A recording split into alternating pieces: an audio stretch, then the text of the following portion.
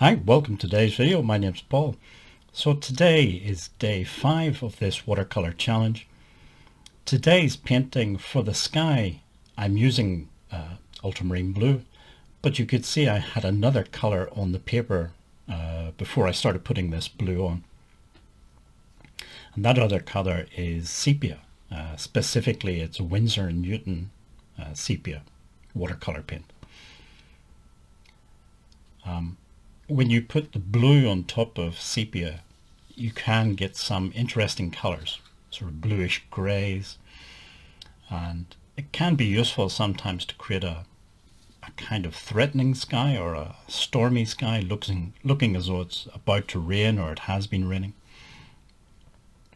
It's not the only color combinations that you can use, of course. There are lots of others, but it's one possibility. Sepia is maybe one of the lesser used colors in watercolor, I suppose. It used to be that the sepia was made from squid ink and cuttlefish ink. And maybe you can still get inks made from those substances, but in the case of Winsor & Newton, it's a completely synthetic paint. It's made from two pigments. One is carbon black, which I think is a pretty common pigment used in blacks and neutral grays and things maybe. And then the other one is a kind of synthetic iron oxide, sort of rust color, I suppose. So when they combine those two, they get the sort of reddish black of sepia. You can see today I'm also using that hake brush or hake brush, or whatever you want to call it. I'm still I'm trying to use it, trying to experiment with it, but I'm still really not always happy with the sort of brush marks that I'm getting. So that's why I put it on and then start wiping it back, just using tissue paper.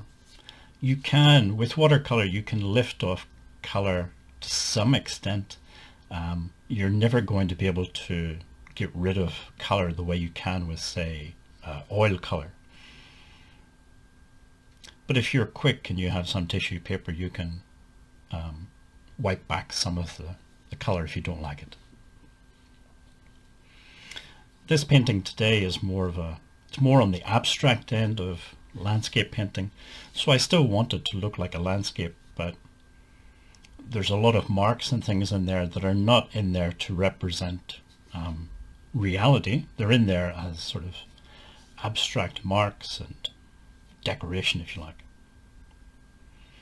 I know there are people who don't like abstraction and don't like to see abstraction in things like landscapes, and it's maybe a slightly controversial subject, but for what it's worth, my opinion is if you want something that's just purely representational, you can always just take a photograph.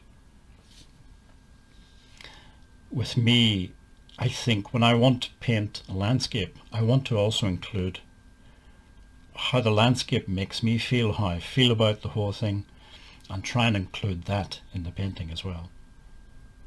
So this is a scan of the final painting. I do like this one. I think it's an interesting painting. As I say, it's not going to be for everybody. It is quite abstract, but I think it's still recognizable as a landscape. Okay, so quite a short video then today.